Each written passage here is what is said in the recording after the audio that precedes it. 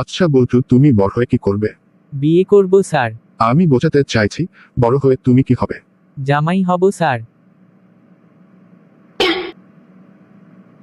আরে আমি বলতে চাইছি, তুমি বড় হয়ে কি পেতে চাও? সুন্দর একটা বউ পেতে চাই। আরে গাধা, তুমি বড় হয়ে মা বাবার জন্য কি করবে? বউ নিয়ে আসবো স্যার। আরে বেকেল, তোমার মা বাবা তোমার কাছে কি চায়? স্যার নাতি নাতনি। ইয়া খোদা, তোমার জীবনের লক্ষ্য কি? বিয়ে স্যার। আজকে আপনাদের মাঝে মজার একটি কৌতুক শেয়ার করব।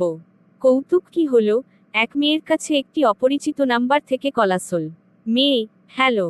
ছেলে: তোমার কি কোন বয়ফ্রেন্ড আছে? মেয়ে: হ্যাঁ আছে, কিন্তু আপনি কে? ছেলে: আমি তোর ভাই, দাঁড়া আজকে বাড়িতে আসি, তোর খবর আছে।